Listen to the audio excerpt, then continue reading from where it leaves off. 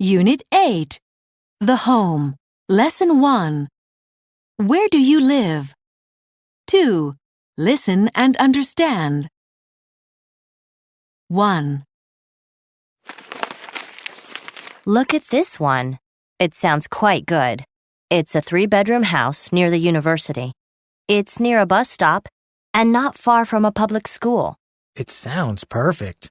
The only thing is, in the photos, it looks very old and looks like it needs some repairs. Do you want to take a look? 2. The guy who showed it to me says it's great for a student like me. I like the look of the place, too. It has nice furniture, and it's just been painted. What about the bedroom? The bedroom is quite big, and there's parking downstairs. The problem is the owner is asking $1,000 a month, which is more than I can pay. I need something around $800 a month. 3. I need a bigger one with more room to move around in. It's very small. It is? Yes, and it doesn't have an oven, and the refrigerator is tiny. I can't really cook anything in there, and you know how much I love to have people over. Gosh, that's very inconvenient. 4. It's quite a nice area to live in. I really like it. You do? Yeah, there are some stores just down the street and a few good restaurants. It's a very old part of the city, so there are some really interesting old buildings too. I see. The only thing I don't like is the noise. It's near a big high school. 5.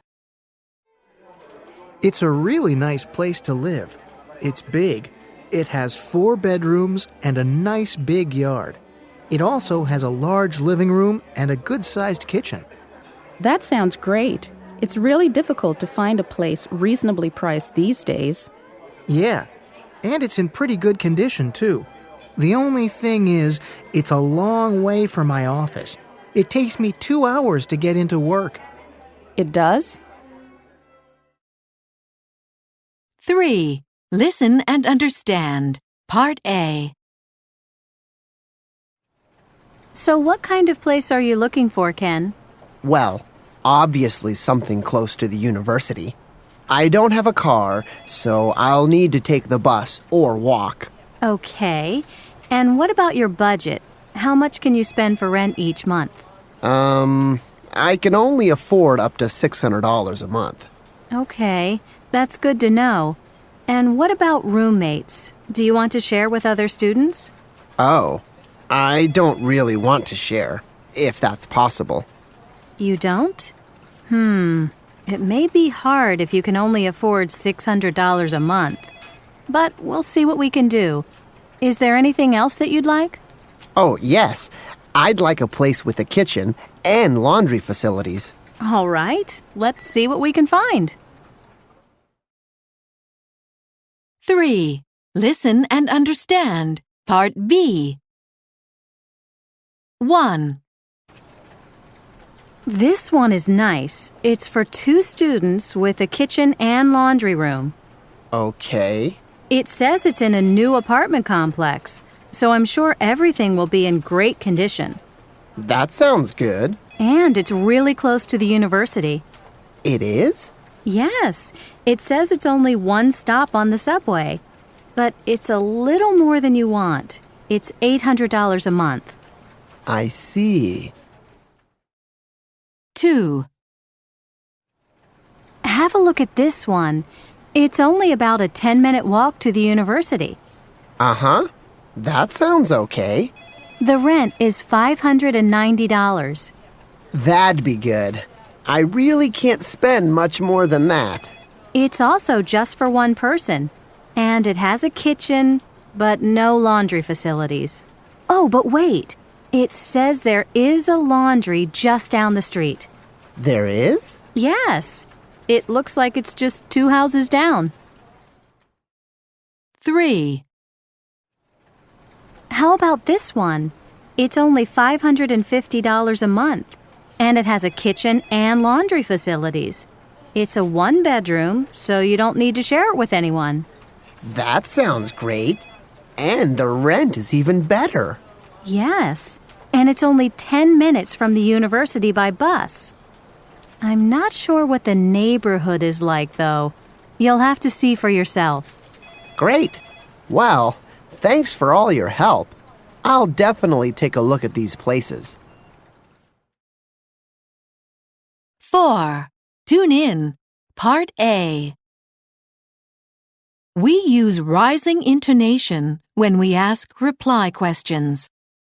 It's very small. It is? It's quite a nice area to live in. I really like it. You do? It takes me 2 hours to get into work. It does? There is a laundry just down the street. There is? My sister lives near me. She does? My roommates are really loud. They are? 4. Tune in. Part B. 1. There's a great park in the neighborhood. There is? 2. They're going to build a new dorm near the campus. They are? 3. He shares an apartment with a few friends from college. He does? 4. His bedroom is much bigger than his roommates. It is? 5. I only pay $500 a month in rent at my new place. You do? 6. It costs more to stay in a school dorm than in an apartment. It does? Unit 8. The Home. Lesson 2. What a fantastic home. 2. Listen and understand. 1. So what kind of house do you live in, Jar Hung? Actually, I live on a houseboat. Quite a few people do here in Hong Kong. That sounds cool. What's it like to live on a houseboat? Oh, it's fun, and it's much cheaper than living in an apartment. Plus, it's big enough for our family. Oh, really? How many rooms are there? There are 2 bedrooms and a living area. I see. And do you have all your meals on the houseboat? Yeah, pretty much. We have a small kitchen at the front of the boat. Does the boat always stay in the same place? Yeah, it usually does. Of course, we could move it, but we normally keep it in the same place. 2. Where do you live, Mark? I actually live in a trailer. Really? Yeah, but it's quite a special trailer. It's 30 meters long, and it has 3 bedrooms, a big kitchen, a TV room, and a small gym. That's amazing. I've never heard of a trailer like that. Yeah, well, you see, my dad is a musician. He's in a famous rock band, actually, and he tours a lot. So instead of paying for hotels and moving all the time, we just live in our trailer. It's much cheaper that way. Wow, that sounds so cool. And what city will you be in next? We're in Chicago for a big concert next week. 3. What's unusual about your house, Susan? Well, I live in an earth-sheltered house. Earth-sheltered? What do you mean? Well, basically, most of my house is under the ground. But we didn't dig a big hole in the ground, if that's what you're thinking. The house is built into the side of a hill, so it's quite comfortable. But what about light? If you're under the ground, isn't the house always dark? No.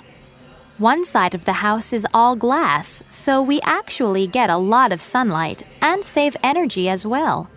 That's terrific. 4. Tune in. Part A.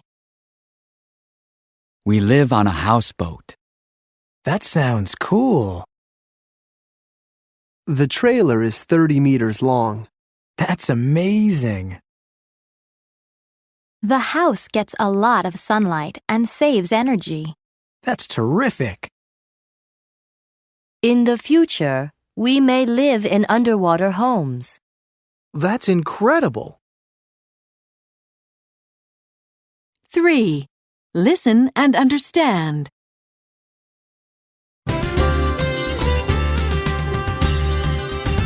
Today I am talking to one of the leading architects in the world, Kimiko Tajima, about homes of the future. Welcome to the program, Ms. Tajima. Thank you. It's great to be here. Oh, and please call me Kimiko. Okay then, Kimiko. I know you've written many articles on this topic. What are some of the changes you think we'll see in future houses and buildings? Well, let's start with building materials. As you know, wood is getting more and more expensive, so we will start to see houses made out of different kinds of materials. Plastic, aluminum, and even special kinds of cardboard. Really? How interesting. And I'm guessing these materials will make houses cheaper to build? Yes, they will. In fact, houses of the future will be much cheaper, and they will be much smaller too.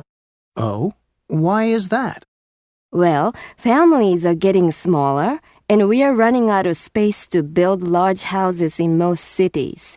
So in the future, a typical house will have only 3 rooms. Is that right? Wow. I'm not so sure I want to live in a small plastic house when I'm old. Oh, don't worry. Even though they'll be small, future houses will be more comfortable to live in. Well, let's hope so.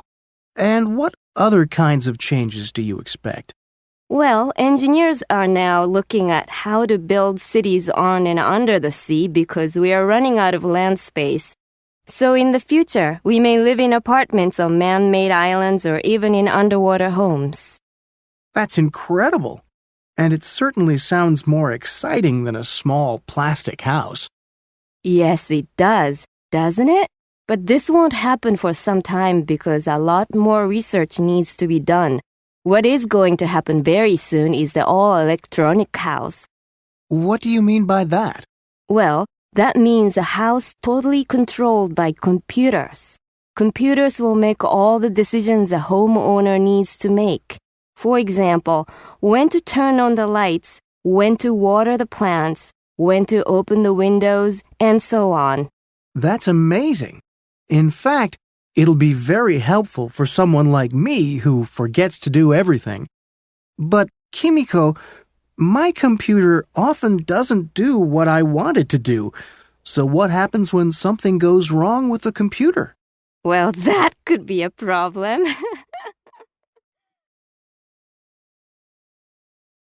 4. Tune in. Part B. I'm finally moving to my new apartment. It's in a huge new building. That sounds cool. Where is it? Near the bus station. Oh, that's good. What's it like? Well, it's pretty small. It's only got 1 bedroom, but it has a really nice kitchen and living area. Uh-huh. And does the apartment building have any facilities? Oh, yes. There's a swimming pool, a sauna, a gym, and even a movie theater. That's amazing! But isn't this going to be expensive for you? That's the best part. It's free. The apartment belongs to my uncle. Are you serious? That's terrific. So when are you moving in? Next week.